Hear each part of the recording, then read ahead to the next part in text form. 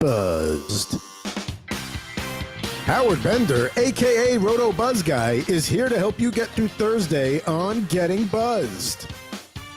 And now, please welcome to the virtual stage, Mr. Howard Bender. All right, what is going on, everybody? Welcome into another episode of Getting Buzz. That's right, I am Howard Bender, a.k.a. Roto Buzz Guy. You can see it right here on the screen, right in front of me. Right there's the Twitter handle. You want to give it a follow.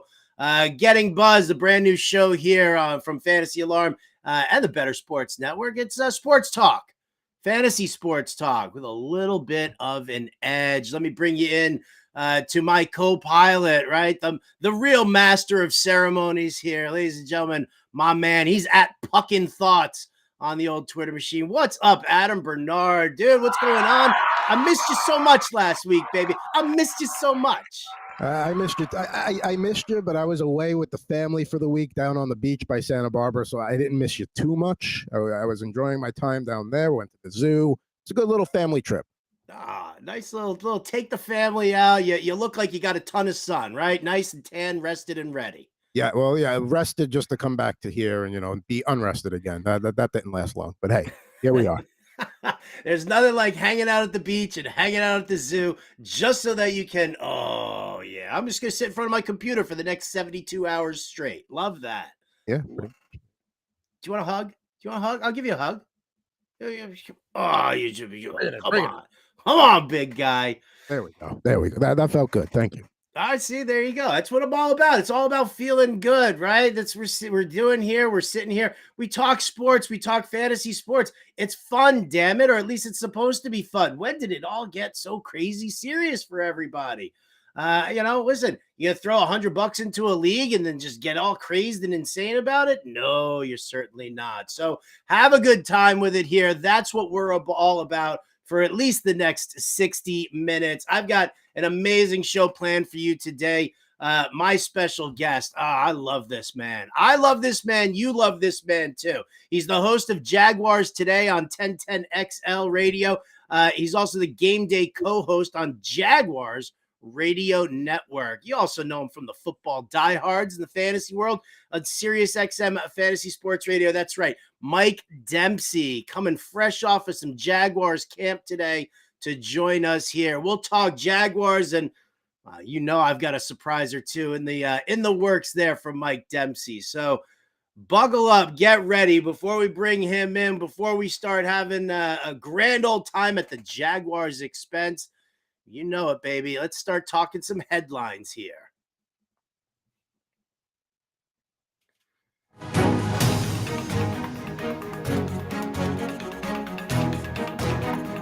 All right, first headline. What do we want to talk about, people? What do we want to talk about? How about the MLB Trade Deadline? It's supposed to be super exciting, the MLB Trade Deadline. And there was a hotbed of activity. There really was. There were a number of players who went around, changed some teams. Some contenders got better. A lot of other people didn't. I got to be honest with you, man. For one of the most exciting baseball seasons in years, and this has been a very exciting baseball season. We've seen more parity than ever. We saw more people who were supposed to be buyers at the trade deadline. The new rules, listen, love them, hate them. They've been good for baseball right now. I know it, and you know it. The games have been shorter. The intensity's been on fire. Everything's been absolutely great. So then why in the world did this trade deadline get so flippin' boring? I mean, what an absolute snooze fest. There was no Ohtani sweepstakes. That's what we wanted. We know that he's the $500 million man, and we're waiting to see what happens. But no, the Angels turn around and they don't trade Ohtani. They don't get the boatload of prospects that they're looking to do. And now Ohtani's just stuck here on an Angels team that, I mean, they made some moves. A little bit of a snooze in some ways, but yes, obviously what you need to do is you need to build around a lineup, and adding components to a lineup, totally fine. Nothing wrong with that. But there was no pizzazz. There was no sizzle. Not at all. CJ Crone. Okay. Oh, who else? They brought Randall Grichuk. All right. I mean, these guys are okay. They don't move the needle. You add Lucas Giolito. Please, did anybody see Lucas Giolito get absolutely destroyed again? The dude don't pitch in the daytime. He does. I don't even know why the Angels would have even thought about that aspect. The dude's a night owl. We know he's not a party guy. He's just a night owl, and so he doesn't pitch well during the day. But so the Angels now, rather than get a boatload of prospects, they trade like 3 of their top prospects in their farm system to get ho-hum Crone, ho-hum Grichuk, ho-hum Giolito. And listen, they're not even the trades that they made didn't even move the needle on the odds for them to make the playoffs. So Artie Moreno, dude, what are you doing over here? Absolutely atrocious. What else was atrocious? How about the effort for the Yankees and the Red Sox? Neither one of those teams were doing anything. They looked dead. And I know Brian Cashman came out and was like, well, we didn't really have anything that was going to move the needle. We've got components here. Aaron Judge just got back. We've got Carlos Rodon, who just got back. We've got Garrett Colston. And still yet this team sucks and is not going to make the playoffs. And neither are the Red Sox. So really, that's what we're looking at. We're looking at an American League East where 2 of our biggest markets, 2 of our biggest teams didn't do anything. They look dead. They looked like Cleveland, who just gave up. Cleveland's like half a game out of first place behind the Minnesota Twins, and they don't do anything. Granted, they took some injuries to their pitching staff. No Shane Bieber, no Tristan McKenzie. I get that, but you're still in the fight. But no, what'd you do? You sold off the rest of your team. You're like, okay, sure. The Astros, they end up getting Justin Verlander back. That's, big deal for them. No doubt about it. Texas Rangers bulked up with pitching, but I mean, come on. Who else wants to root for another team from Texas? I mean, aside from people from Texas, right? The Astros, don't care. The Rangers, exciting. They have been, but come on, man. We all know that the Braves are still the class of the NL. And they're going to end up probably winning the World Series because they've got what it is going on here. And what they don't have is any competition. What happened to the Reds? Where are the Reds? You've got this great farm system. You've got all of this youth. You got all of this talent. You brought them up. You were a 100-loss team last year. You're in first place and fighting for first place with a Milwaukee team that doesn't do squadouche during a deadline. Nothing. Carlos Santana, that's their big move. They still suck against lefties. Did you see Mackenzie Gore have his way with them the other day? So I don't know what the Reds were thinking. You've got Nick Lodolo's coming back. Hunter Green is coming back. Yeah, you need to be able to walk in with a 1-2 punch. Now you're probably like lamenting over the fact that you got rid of Luis Castillo all that time ago. It's unbelievable. Reds didn't do anything. I mean, listen, the most exciting part of this trade deadline was watching the Mets fire sale. And you know what? Even that was a little sad and pathetic to watch. I mean, it's sad and pathetic just because, you can just see all those mopey faces sitting here in Flushing, Queens. And, my owner who was just throwing money around left and right. And Mets fans were like, we're winning the World Series. We're going all the way. And now you've traded Verlander. You've traded away Max Scherzer. The team is just in shambles right now. Francisco Lindor still can't hit his way out of a paper bag. So, man, I got to tell you, man, this trade deadline for me as a fan of baseball, forget even about the fantasy aspect of this.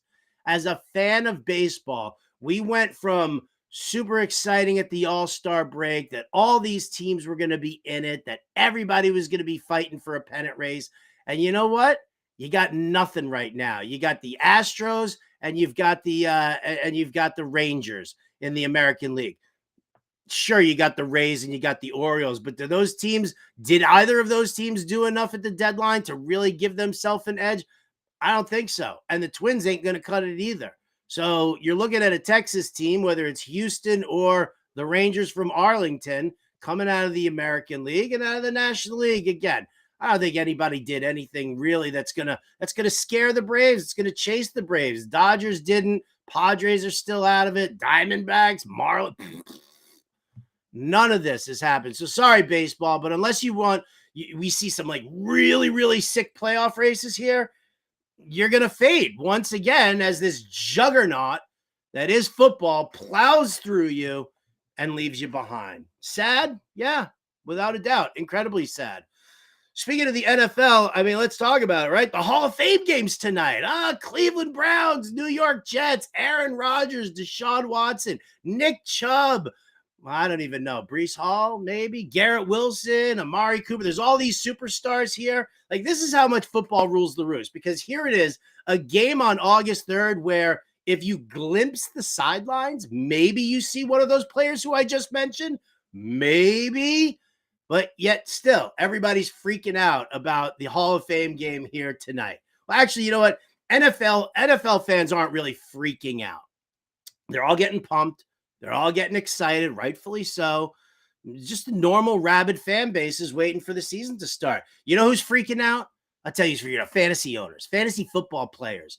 God forbid you did your dynasty rookie draft already, or you drafted only in the Scott Fish Bowl, or your keeper league. You already had your draft. You're just sitting around right now, just flipping out about every single little bit of news. Some guy farts and he sharts himself. Well, oh my God, that's incredible news. What's this guy going to do? Is his ADP going to rise? Is his ADP going to fall? No.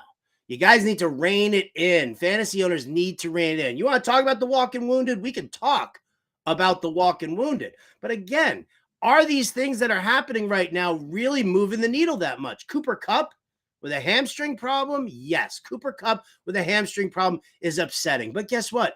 The dude had an MRI. It came back clean. He's going to be out for a few weeks. Y'all didn't want Cooper Kupp playing during the preseason anyway. Nobody wants their superstars playing in the preseason. So if Cooper Kupp's just kind of chilling out, wrapping an ace bandage around his hamstring and just kind of taking it easy on himself, I think you're fine. Remember, this dude's like 30 years old right now. He's not a 25-year-old kid. He's not a quick healer. So give him some time off, but no. Am I downgrading Cooper Kupp because of a hamstring injury here on August the 3rd? Nah, brah. No way. Calvin Ridley with a toe injury. Just get some new cleats, bro. Come on. We know that there's nothing wrong with your toe, and I don't want to hear any of this nonsense. And you fantasy owners out there, you want to talk about the fact that Calvin Ridley hasn't played in 2 years? Okay, fine. That's great. Fine. We can talk about that. Mike Dempsey's going to talk about it in just a couple of minutes. But I'm not going to sit here and freak out because he's got a little toe problem right now. You tell me it's turf toe, then we'll talk. But if you're telling me that it's just like a little issue with his cleats and his little, baby toes are all being cramped up, I'm not worried. Right? I mean, it's not like he was Tim Patrick who ruptured his Achilles, or did he tear his Achilles? Either way, it's an Achilles. Tim Patrick, done for the year. But how much does that really move the needle in fantasy? How much has that got you guys freaking out about? It shouldn't. It shouldn't have you freaking out about anything, because Tim Patrick wasn't even being drafted well. Like maybe at the late bottom of the heap, he was being drafted. Listen, it's Cortland Sutton, it's Jerry Jeudy, and now your third wide receiver is Marvin Mims. Boom. End of story. It's as easy as that. I'll tell you what the Tim Patrick injury does. It doesn't even move the needle on Marvin Mims that much for me, because I definitely see the Broncos, utilizing some 11 personnel or 12 personnel. I'm sorry, 12 personnel. Get those two tight ends in there because they've got Dulcich and they've got Aquabenum and they brought in Adam Troutman. So they've got a bunch of tight ends that they want to use. So it's Jeudy and it's Sutton. Sutton, the X receiver in a Sean Payton, Joe Lombardi offense. That's where you want it to go. Tim Patrick wasn't going to be doing it for you guys. All right. He was going to sit there on the Z, during three receiver sets, and Jeudy was going to move to the slot. That's what you were looking at. And so that's not really happening that much anymore. And it wasn't even going to be a problem. If anything, this secures Cortland Sutton's spot on the Denver Broncos right now. Rumors of him being traded at all to the New England Patriots, not happening now. He's locked in as the X receiver. So please stop freaking out about Tim Patrick. Alexander Mattison, listen, I don't even know. I don't even know what to do with Alexander Mattison right now. He does not fit into this blocking scheme. He's not a good runner in the scheme that Kevin O'Connell wants to run here in Minnesota. We saw it last year. Even with Dalvin Cook there, and Dalvin Cook kind of lessened a little bit. Alexander Madison in the limited time that he played, it's just not a good blocking scheme for him or that offensive line. They're trying power gap stuff, and it's just not going to work. Go check out my article in the Fantasy Alarm Draft Guide. Go read about coaching systems. Do yourselves a favor. That's what you need to do.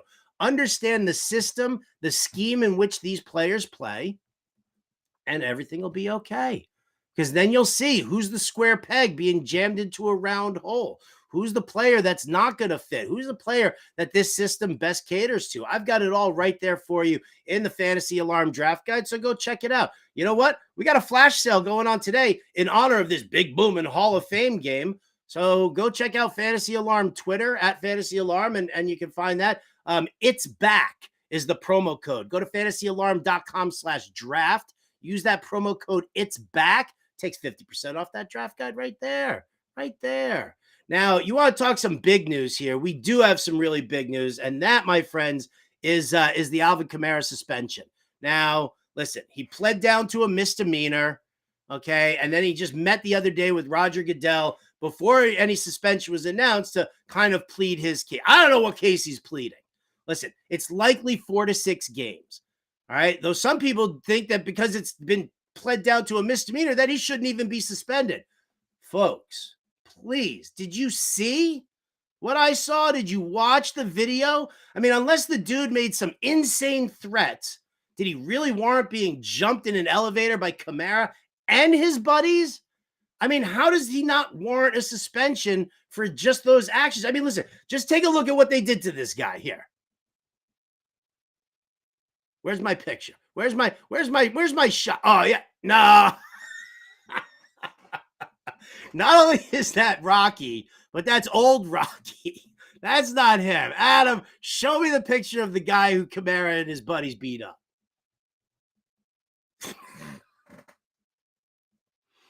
That's a deer you hit on the side of the road on your way with the family to Santa Barbara, dude. That's not it. Give me the guy who Alvin Kamara and his buddies took care of. Come on. Let me see it. I'm done with you. I'm done with that's it. Yeah, no. Fine. Maybe we've got some copyright infringement that we can't show the video or just the look on this guy's face. But you know what? I think those 3 pictures probably say it all right now. That's what the dude kind of looks like. So Alvin Kamara does need the suspension. But you know what? Buy that dip, baby. If he's going in the 8th or 9th round, take that suspension. You will be okay. All right, those are headlines for today. I got to get my guy in here. Where is my man? Ladies and gentlemen, please bring him in here. My good buddy. That's right. It is none other than Mike Dempsey from Football Diehards on SiriusXM Fantasy Sports Radio. And obviously he is also from, where is he? Oh, yeah. Jaguars Today on 1010 XL. He's also the game day co-host on the Jaguars Radio Network. Is my guy here? Where's my guy? Is he here? I don't see him. I don't see him at all. I see me with the name Mike Dempsey here. I don't see my boy Mike. Adam. He needs to turn his camera on. Oh, Adam. Is it not on? Oh, I hear him. How about now? Oh, I hear him again. Dang. Hi, Howard. Hi, Michael. How are you? I keep hitting this enable camera button and it's not doing a darn thing, buddy. Man, why don't you try leaving the room and coming back in? Maybe that'll do it. All right. I'll see you later. You know what? Listen, this is what happens when you're broadcasted live and things kind of just don't go the right way. This is what it felt like for like every talk show that tried to use this format during COVID. Like, do you remember seeing like all of those talk shows all over the place where it was just absolutely just insane and they just couldn't seem to get it right? And you were like, man, this is like a big time TV studio. What's going on here? Oh, we'll have to just kind of wait and see, because I got so much to ask Mike Dempsey. I mean, come on. Can we talk about the Jaguars? This is just this team right now. They are on the climb. I'm super excited about having them. I've invested. I've put some stacks together for some best ball, right? Adam, where's my guy? Yes. Oh, there's Adam. Adam, where's my Michael? What happened to him? Oh, it's tough for me to figure it out and do this at the same time. I think we got him in the back now. I think we got him. Oh shit! There There we he go. is. I ruined Adam, the whole get on flow. out of here. Give me more Mike Dempsey. I've ruined everything. You I've have ruined it everything. all. This is why I'm on radio, Howard. I don't know what the hell you newfangled kids are doing out here with all this video stuff, man. But I got to ask you, is that a legit Action Comics #1, or is that a replica you got behind? That's a replica. When was the last time you thought Action Comics were like this big? I don't know, man. I can't. That's true. Those are. I don't know how big your bobbleheads are, though. Maybe they're a little small. Whoa, That's a good point. whoa! I don't know how big your bobbleheads Hey, buddy. are, Michael. If you want to compare bobbleheads, we're gonna have to turn the video off again, I think. Dude, how are you, man? It's just I'm so good. great to get a chance to talk to you. Like we never really get a chance to like hang out and like have like this kind of one-on-one time with each other. We're always either on SiriusXM doing a draft, or we're like busy in a broadcast. So what's new, dude? How are you? I'm always thinking of you, though, Howard. So that's the important thing. I am always thinking of you. I'm great. Doing. It's busy time now. Training camp's open, so I'm actually working a little bit this time of year, and it's good. 4 days a week on SiriusXM and 5 days a week on my local show in Jacksonville, and still squeezing in a few rounds of golf before the summer runs out. You're growing out the old goatee a little bit more. It's been like that for a little while now. I'm emulating you. I'm not quite as suave, and you're more. I don't know if I'd call you salt and pepper. You're pretty strongly salt these days. It's all right, dude. It's all great, man. It's absolutely. And you know what? I wear the hat all the time now because it's like super thin and on top as well. Yeah, what happens when we get. I get microphone or headphone head a lot, headphone hair. So I just throw the hat on too. I was out of training camp today, so I had to protect myself from the elements out at the sunny Jaguar camp this morning. Let's talk Jaguars camp. How was it? How was camp this morning? I go for like the first half. Like I'm on the air at 10 a.m. And fortunately, they start their practice at 8:45. So I stay for about the first half. And, today was pretty light practice, honestly. They had 2 days in full pads. Today they're just in shorts, but they're day off tomorrow. Back at it Saturday, Sunday, Monday, full pads each of those 3 days. So, getting ramped up a little bit. But yesterday was after what had been mostly a completely positive first week of practice. Yesterday was a case of all the receivers having drop issues, including Calvin Ridley had 4 separate drops at practice yesterday. He said it wasn't any kind of a rust issue, just one of those things. He said his jersey was too wet from all the sweat. I don't know, man. Catch a ball with your damn hands, Calvin. But, I hope, Howard, it's just a plot to allow me to get him in like the 5th round again, like you could do in early best ball drafts, 5th, 6th round, because his ADP has shot up and he's looked the part. Let's put it that way. Well, here, Britt Flynn's already chiming in. She wants to know what's going on. Have you got any news on Ridley's toe? Was it just a cleat issue? Totally a cleat. No issue. He did full practice today. No restrictions. He's fine. There's no no injury. Let's put it that way. The issue was the pain. I guess, you'd figure by whatever year it is for him in the league, you'd have the right cleats by now, but apparently he did not yesterday. And if that's the only issue they have with him, I mean, that's the biggest fear. I heard you talk about don't freak out about training camp injuries, and I get it. Don't freak out about Tim Patrick, because even if you drafted him in a best ball league, it was like in the 16th round. But I mean, Cooper Kupp is a guy who gets nicked up quite a bit, and to have him miss some time here and be a soft tissue injury, I'm not saying freak out, but it's very easy now, I think, if you're in the middle of round 1 to pivot over to Tyreek Hill if you're drafting Kupp ahead of him, for instance. So I think, a reasonable amount of caution is called for. Well, as you well know, there's no such thing as a reasonable amount of caution in the fantasy world. Probably not. Like all these, that's what's called for. All these people who have like already done their rookie drafts and they have nothing to do but sit and watch camp for the month of August. And they're all, I mean, it's bonkers, absolutely bonkers. I had people asking me about, the Jonathan Taylor saga, the running back saga, all of that stuff. And everybody's just, I'm like, let's see how it plays out first, right? Let's see how it plays out. I mean, level of panic. I mean, with the running back situation, and I mean, we can probably try and bring this back to the Jaguars in some capacity or another, probably because Evan Engram was chiming in about this very same thing about tight ends last season when he wasn't getting his deal that he wanted to get. And he was seeing, like, you know, some teams wide receiver 7 making more money than he was even remotely being offered on the franchise tag. Is this an epidemic?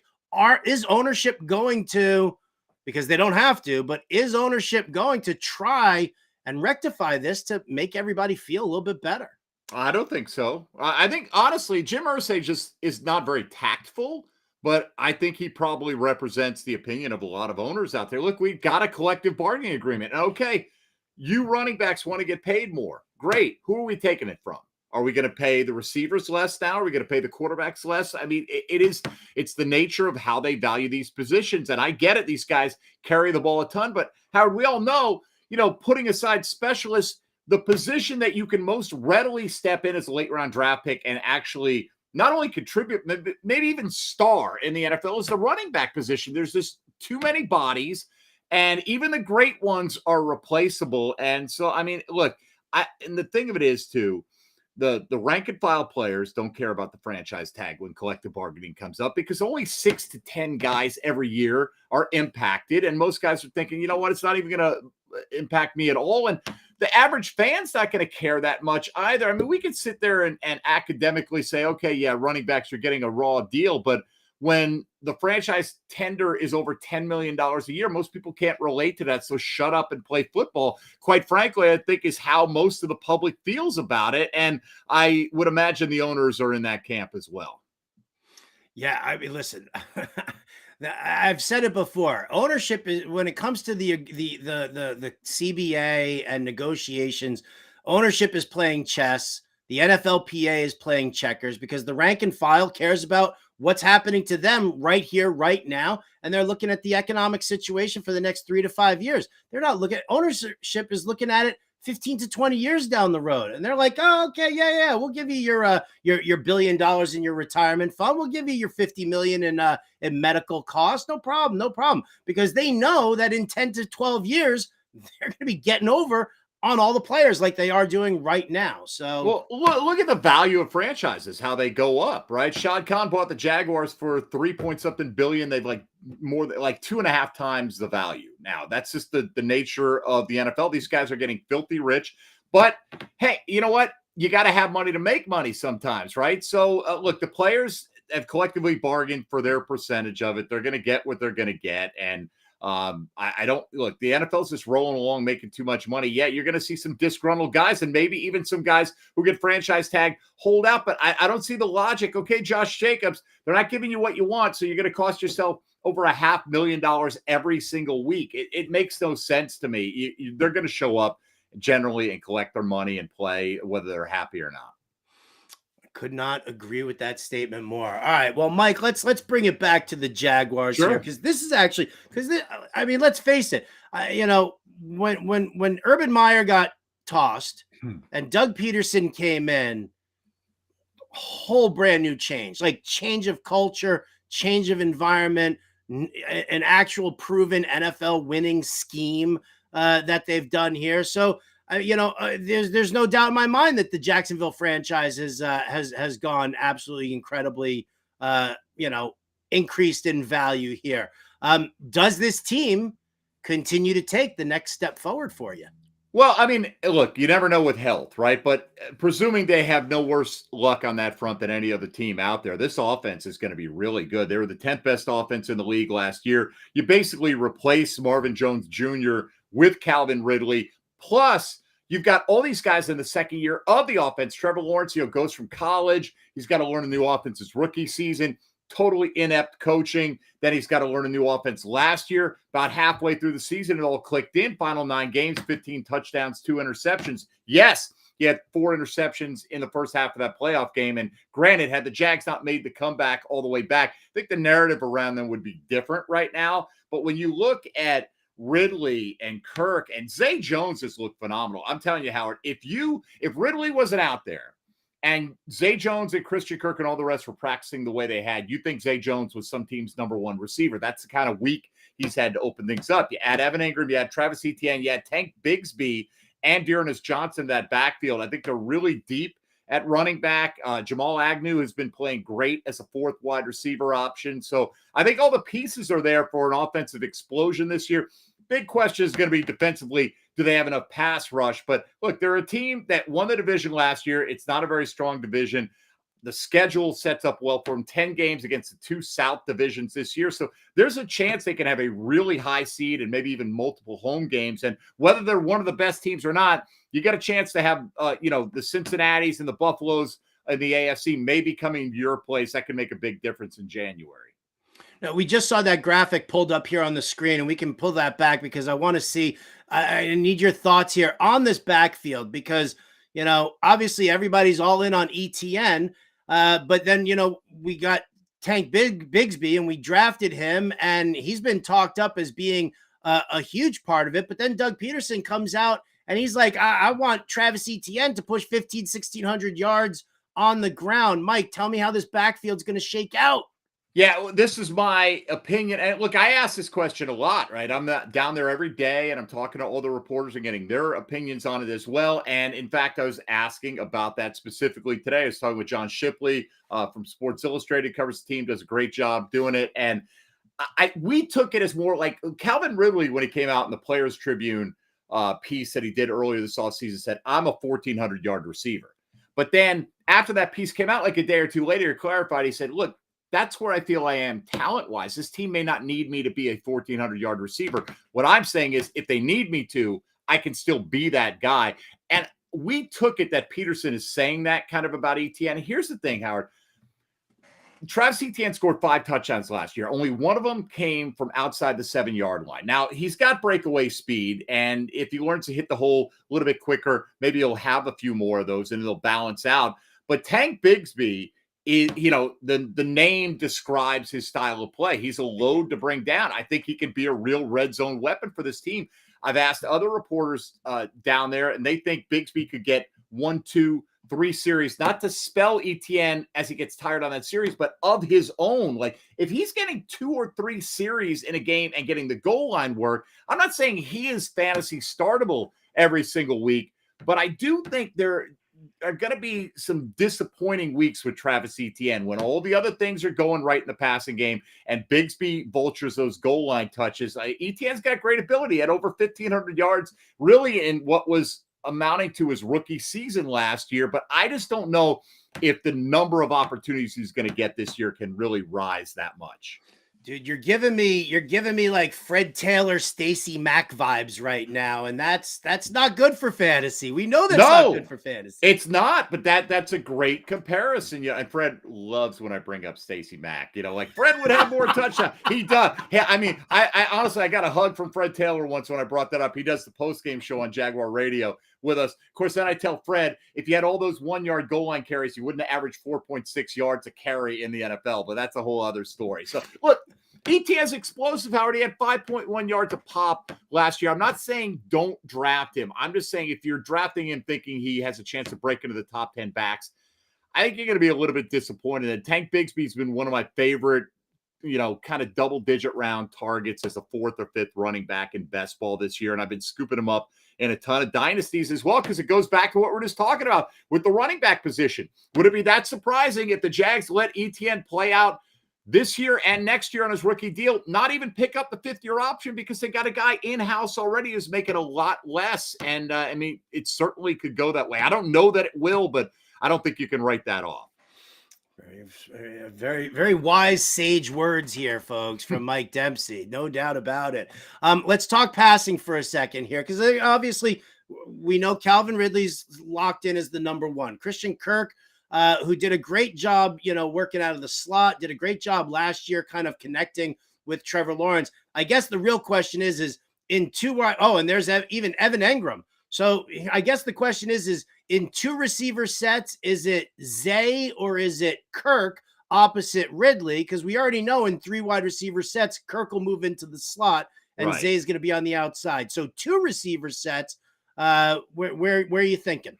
I have no look again. Zay Jones has looked fantastic, but I would think the predominant amount of 2 receiver sets you're going to see Kirk in the slot. That's where he's going to play almost exclusively this year, barring injuries. Ridley out there, and of course Evan Engram, and then that's more going to be like a 12 personnel package. You're not going to see, even though they drafted a fullback in round 7, I don't think you're going to see 2 running backs on the field very much. They've had a number of interesting tight ends.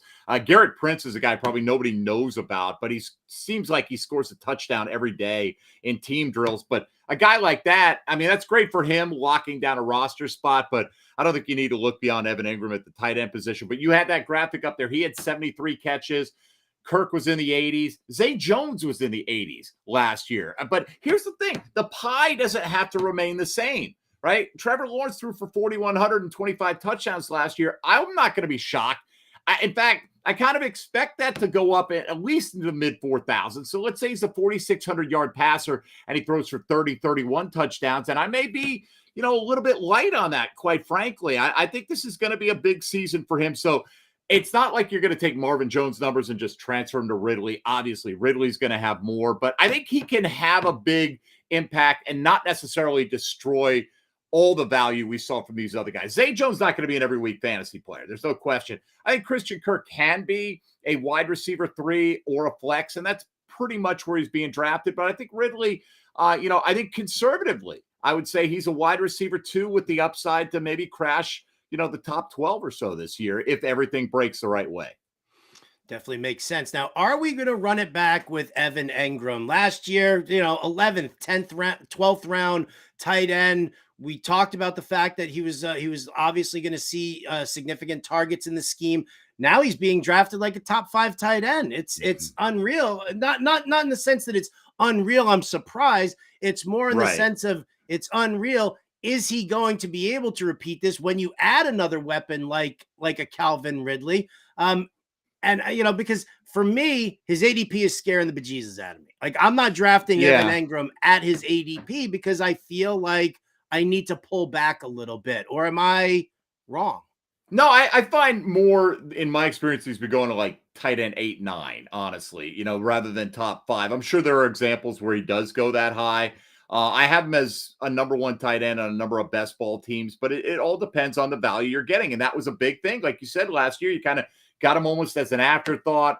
The book on him, he won't stay healthy. He won't hang on to the football. And he did a pretty good job in both departments last year. He is still clearly the Jaguars' top pass catching option at the position. And he's out there getting a lot of reps with Trevor Lawrence. Look, I just think there's going to be a case of there are going to be weeks where you're going to be disappointed with Evan Engram. But I think, if you look at him as, say, tight end 8 to 10 in that range, I think the final numbers have a really good chance of ending up there because he'll probably have a few weeks where he, outside of the Kelce's and the Mark Andrews of the world, he's the best tight end in fantasy. But due to the fact that they added Ridley, you've got ETN and Bigsby in the backfield. There are a lot of mouths to feed in this offense. So I don't think you can necessarily count on 73 catches being topped this year. I think he's got the ability to do it, but I think you're going to have some of those swings week to week, Howard, where you're like, why did I spend a single digit round pick on this guy?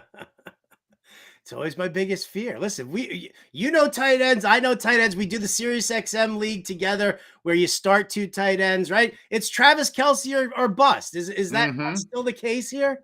Well, yeah, to a large degree. I mean, Travis Kelce went number 1 overall in that draft and very justifiably. So I remember a few years ago, I took Kelce at like 8 or something like that. And he was the first off the board. And everyone's like, ooh, and I'm like, what are you talking about? You got to play 2 of them. And I'm generally pretty good in that league, but what happens is you end up having to roster the Tyler Conklins of the world out of desperation because you can't, any tight end with a pulse get snatched up. But in a league like that, Evan Engram is still pretty gold. Yes, he definitely is. Yes. Talk about, there you go, in that 2 tight end league. Talk about somebody playing chess while everybody's playing checkers.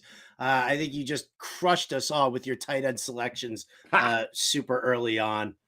Don't remember who else it was besides Kelce, but it was abusive. I'm not going to lie.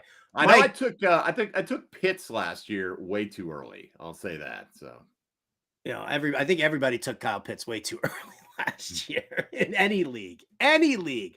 Mike, what about the defense? Are you all in on them for No. team defense? Is there some IDP work that we want to check Yeah, out?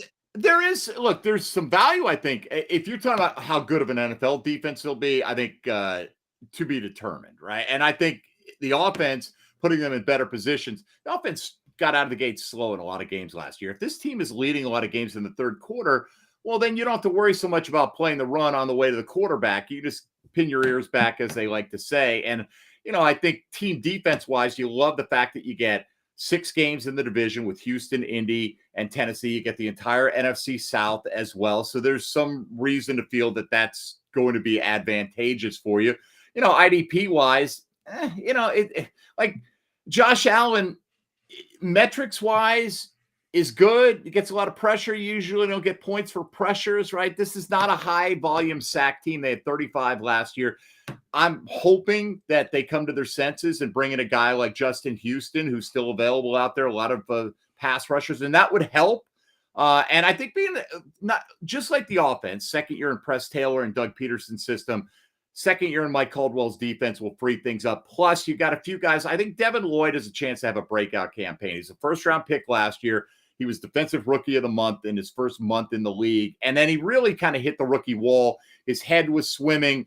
He seems like, the mental part of the game has really improved. Obviously, Foye Oluokun has led the league in tackles the last 2 years. He has IDP gold in the linebacking core. But outside of those two, I mean, if you can get Trayvon Walker really late because he's almost an afterthought, getting 3.5 sacks as a rookie, sure, I'll take a few shots on him. But defense is definitely second-class citizens when it comes to a comparison to this offense right now. I love this breakdown of the Jacksonville Jaguars. Mike Dempsey, is there anybody better to go to for a breakdown of the Jacksonville Jaguars? I don't think so. Now, Mike, I don't want to keep you too long here, but I'm just kind of wondering, do you got time for a little game? Oh boy. Sure. Yeah. Well, how can I say no to you? How can I say no to you? I like that hesitation there. It's always I'm just warranted. trying to think what this might entail, but yes, go ahead. I'll tell you exactly what it's going to entail. Mike, I'm going to ask you a series of questions, different leveled questions, 5 levels in total, points awarded for correct answers, points given based on what level, the level of difficulty here for some of these questions. Now, with the Jacksonville Jaguars. Oh, okay. Oh, yeah, this is all, well, it's the Jacksonville Jaguars are a team where before everything, started getting all exciting for them, they were shipped off to London on the regular. Home games across the pond. Can't be any more well, it's more aggravating for me on the West Coast than it is for you on the East Coast, but I can't imagine that it's that great. However, you have definitely spent significant amount of time paying attention to your Jaguars in England. So, Mike, can I test your knowledge of the old country? Why not? All right. Well, I've already said yes, so go ahead. What's the worst that can happen here? It comes, ladies and gentlemen. Welcome to today's game with Mike Dempsey as a contestant.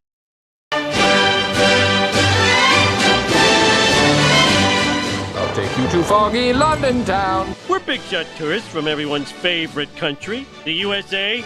We saved your ass in Vietnam and shared our prostitutes with Hugh Grant. You sound like you're from London. Yeah, I'm from London. The Jaguars' second home is across the pond, so it's time to test Mike Dempsey's knowledge of the Big Smoke and beyond on Livin La Vida London.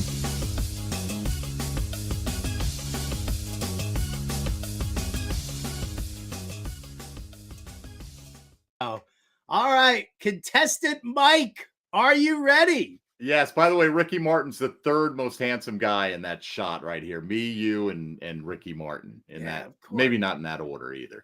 All right, I'm ready. Let's go. It's you, it's me, and then it's Ricky. We're tied for first, you and I. All right. Level 1. Here you go, Mike Dempsey.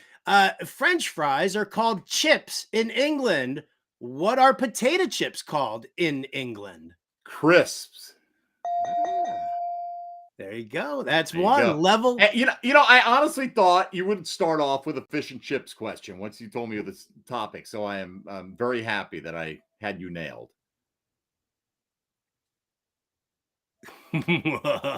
Level 2. Easy now. I don't even have a response to that. I thought you lost your mic for a second there. All right, I got level 1. What's level 2? You got to watch the eyes, man. It's all in the eyes. I'm moving them around. I'm doing the Marty Feldman. Yeah, you just lost everybody under the age of 40, but that's okay because, Level 2, here you go. London is the largest city in England by far with over 8.2 million people. Which city ranks second? Manchester, Birmingham, or Liverpool? I'm going to go with Birmingham. Look at that. Look at that. For another 2 points, he gets it right with Birmingham. I will give you a 2 bonus points right now if you could tell me what famous heavy metal band comes from Birmingham. If only Bob Harris were here. I've got nothing for you on that front, Howard. All right. Well, the answer would have been Black Sabbath, and Bob Harris definitely would have gotten that. He definitely would have. Well, no now I'm going to have to tell me. on you. All right. You're stuck at 3 points here. Level 3 question. When NFL Europe existed, what was the name of the London-based franchise? The Monarchs. All right. Look at that. Moving on up here. Level 4. What's your score right now? Oh, 6. 6 Doing points. very Good well for you. Level 4 question. Legendary Who drummer Keith Moon died of an overdose after a party at Paul McCartney's house in 1978. The party was in celebration of what musician who also died years prior, also ahead of his time? I'm going to have to go. Boy, this could be a number of guys here. I'm going to go Jim Morrison. Very sorry, Michael. Jimmy? Was it Jimmy? It was not Jimmy. It was not. It was Buddy Holly. Okay. Buddy Holly. Sorry, I didn't know who they threw the party for that Keith Moon died at. Hey, dude, listen. I do love the Who. I mean, did you want me to just feed you questions about Quadrophenia and 515? I did want you to feed me questions about 515. Yes, I did actually, but that's all right. Too easy. All right. I got to challenge you. I blew that one. I like multiple choice better. Of course you do. You're still stuck at 6 points right now. Okay. Your level 5 question. This is a big one, Michael. This is a big one. The Jaguars came into the NFL in 1995. In all-time regular season meetings, what NFL franchise has Jacksonville lost to the least amount of times? The least amount of times. That's interesting because let's get that ticker going here. Let's put them. I'm assuming this has got to be an NFC team because they don't play the NFC teams all the time. The least amount of losses. Boy, I remember some really bad beatdowns that Seattle handed them. All right, this is a kind of a wild guess. I'll go with the LA Rams. Yeah. That was a toughie. Oh, I'm very sorry. The Tampa Bay Buccaneers. Okay, Tampa there you Bay. go. We own this state, buddy. Do you though? Well, now you do. Now we'll cut it right off at St. Johns County, and the rest of them are going to float out to sea. So yes, we do. Do that Bugs Bunny just saw the whole state off? You've seen it. You've seen it. Yes. South America, take it away. I felt so good after 3 questions, Howard, and now I feel like I know. Well, 6 points here for 5 questions, plus the chance at a bonus there also that you whiffed on. Yeah. Adam Bernard, my illustrious producer, tell Mike Dempsey what he's won. Well, you could have won a golf outing with 3 Jaguars of your choice, including the automobile or the animal.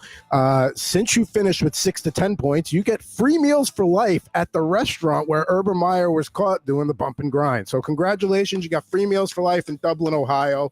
If you had scored less, you could have gotten free medical advice from Fred Taylor's orthopedist. So there you go. Wow. All right. Well, as long as I'm going to check when I go in there, Howard, I need that sign in the bathroom. All employees must wash hands before leaving. That is really important when you're eating there, apparently. So, yeah. Lucky me. Next time in Cincinnati, I'm headed right over. By the way, you want to hear, did you see the anecdote about Urban Meyer in the Go Long TD piece that Tyler Dunn did on the Jaguars that came out, I think, yesterday. He talked to Andrew Wingard, safety, and Wingard 2 years ago was quoted like, hey, yeah, we're struggling. We got a rookie quarterback. We got a rookie coach. Urban Meyer was so offended by that, by being called a rookie coach, that he gets the defensive backs coach's phone so he knows Wingard's going to answer it. He calls Wingard on his day off, and he says, yeah, this is head coach Urban Meyer. And he goes, what are you doing? Call me a rookie coach. You know, if you or anyone else, I would have cut you already. Or you would have been like, what? You're a rookie coach because it's your first year coaching in the league. And he's so thin-skinned that it bothered him that he threatened to cut one of his players over that label. I mean, so that's a Urban Meyer in a nutshell for you. I was going to say, on a scale of 1 to 10, like, how excited was the team to not have Urban Meyer as their coach anymore? The scale is, you're way off the scale. You know, you put whatever number you can go up to, that's probably how excited they were. I mean, just an utter catastrophe. The addition by subtraction, no doubt. Well, Mike, thank you so much for joining me, man. Do me a favor. Tell everybody, give them the spiel. Where can they find you? Where can they hear you? What you got coming up next? On the artist formerly known as Twitter, you can find me at MD_1010XL. That's just 1010XL. If you're in Jacksonville or you just want to go to 1010XL.com and stream me, I'm on 10 to noon weekdays talking Jaguar football. Also do pre and post game show, halftime show, all that good stuff on game day on SiriusXM, on Fantasy Sports Radio with Bob Harris, Football Diehards, Monday, Thursday, and Friday nights, including tonight, of course, at 10 p.m. Eastern, Saturdays from 5 to 7 o'clock, and occasionally podcasting out there as well. And when I get invited to great shows like this, hanging out with my buddy Howard Bender.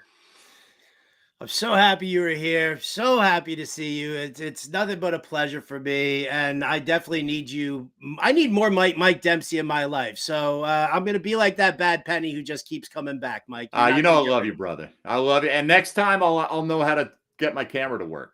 Maybe. We'll see. Or not. Radio you know guy. We just do this on the air anyway. We'll do it on the radio then if we have to. That's what we need. We need another one of those host mashups. That would be good. I enjoyed that. Me too. And I. And once they put us together, they might not want to separate us, though. That's the problem. Why would anybody want to separate us? I think Bob Harris would get a little jealous. You know what? As long as we could do it in your time slot, I'd be all for it. All right. Oh, I like where your head's at. Mike Dempsey, everybody. Come on. Mike, thank you so much, man. Thank you, Howard. We'll see you.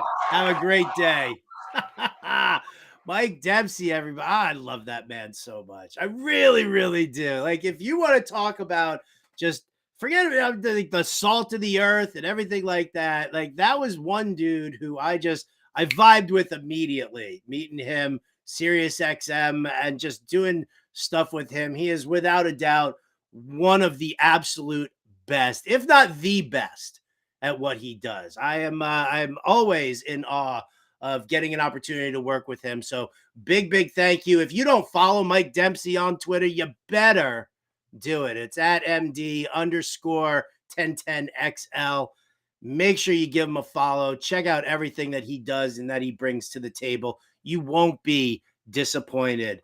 All right, before we get on out of here, because it's about that time right now. Coming up after this show, you might still see me again with Britt Flynn on a little Alarm Fantasy Football.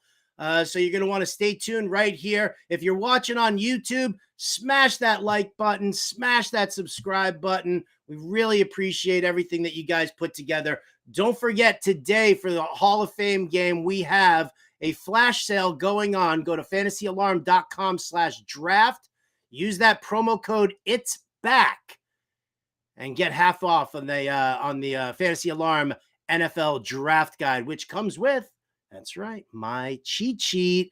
Now, as we like to sign off here on Getting Buzz, it's a little something called the Final Five. And what do we got for the Final Five today? How about 5 players your mother wouldn't draft? Yeah, that's right. 5 players your mother wouldn't draft. Number 1, it's Alvin Kamara, because your mom watches this show, right? And now she knows that he's being suspended. So she's not in on that. She doesn't like the fighting. So bye-bye.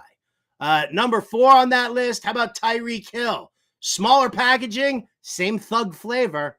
You don't want in on that one, or at least your mom doesn't want in on that one. Number 3 on that list, how about Nick Chubb? Because she knows how she gets when she's had a couple of glasses of wine within her, and she can't say it without even thinking and giggling about it. So, and I'll throw an honorable mention here to Chuba Hubbard, too, because she still says Chubba. And then finally, the number 2 on the list here. Number 2, Travis Kelce. She ain't drafting him. Why? Because Taylor Swift only likes his brother Jason. And the number 1 player your mother wouldn't draft, Deshaun Watson. Why? Well, because he's Uncle Frank's favorite player. And, well, we all know why no one's allowed to be alone in a room with Uncle Frank. Am I right? I am. That's going to do it for us here on Getting Buzzed. Again, big thank you to Mike Dempsey for joining. The hugest thanks to my man. Get in here again, Adam Bernard. Get in here again. You handsome son of a bitch. Thank you. Crush this every single time. I love having you here. This partnership that we've got going. By the way, I like the Jaguars teal that you got going on there today. That's I try to do something for the guests, just to let them know. I'm friendly over here, even though I'm a little ruthless with the game show. I love the game show. We all love the game show. And I love the way that the shirt color makes your eyes pop. You're a champ. You're the best. This show wouldn't be possible without him. Thank you to Fantasy Alarm. Thank you to the Better Sports Network. Thank you to all of you for tuning in and watching here today. I'll be back next week with, you'll have to check my Twitter handle for who next week's guest is going to be. In the meantime, I'm Howard Bender. This has been Getting Buzzed. We'll catch you next time.